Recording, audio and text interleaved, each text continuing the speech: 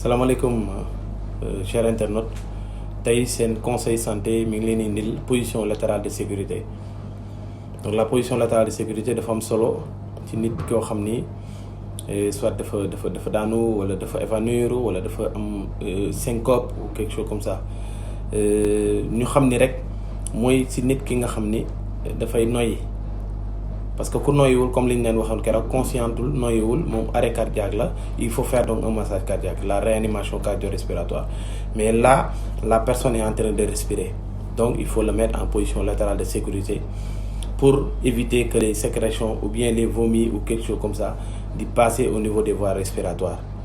Donc il faut nga dimbale ko aussi pour mu mën a noyyi bu baax a baax parce que boo ko tëralee position latérale de sécurité ci lay tax mu gën a mën a noyyi. waaw position latérale de sécurité nag dinañ leen wan léegi benn vidéo boo xam ni dañ leen di wan nuñ koy defee technique la boo xam ni même bu dee nit ki dafa diis même bu dee nit ki dafay peser 100 kilos wala 150 kilos sax mën nga ko tourner ak benn baaraam geste yu yomb la yoo xam ni parce que c'est une technique bi boo ko maîtriser rek nit ki mën nga ko tourner sans problème jarul doole xel doo nga la laaj mais toujours est-il que bu leen fàtte nit koo xam dafa évanoui wala mu nekk am malaise ou quelque chose comme ça il faut toujours demander à appeler le service d'urgence bu leen ko fàttee ngeen woo ko soit ngeen wax ki nekk seen wet mu woo ko wala yéen ngeen wool ko seen bopp service d'urgence après nga dem defal ko wala boo ko defalee ba pare kii bi nga dem woo service d'urgence. Donc am na solo bu baax a baax.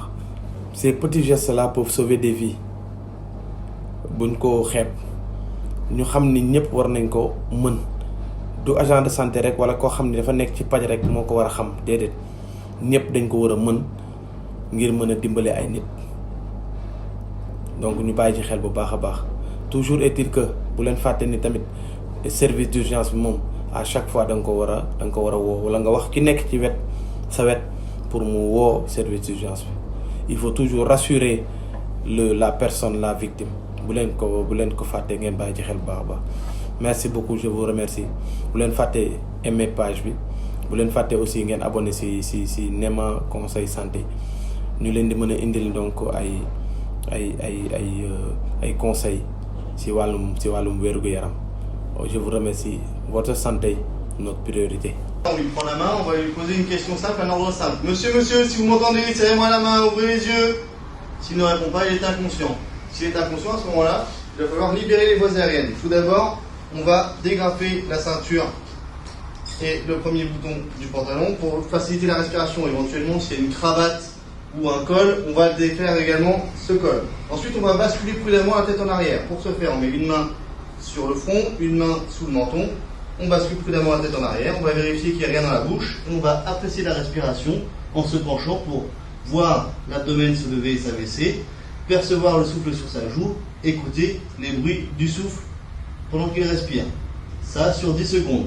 Lorsque l'on constate qu'il respire, à ce moment-là, il va falloir, comme on l'a vu tout à l'heure, le mettre sur le côté.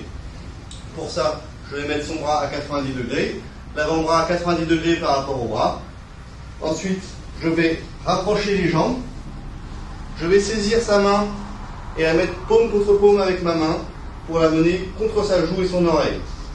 Je saisis son genou, je le ramène pour amener le pied le plus près possible de la fesse afin d'avoir un grand bras de levier. Je m'écarte et ensuite en appuyant sur le genou, je vais basculer. Une fois que je suis basculé, je vais enlever ma main délicatement sans faire bouger la tête.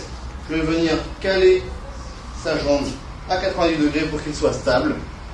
J'ouvre la bouche et je vérifie qu'il continue de respirer en mettant ma main sur son abdomen.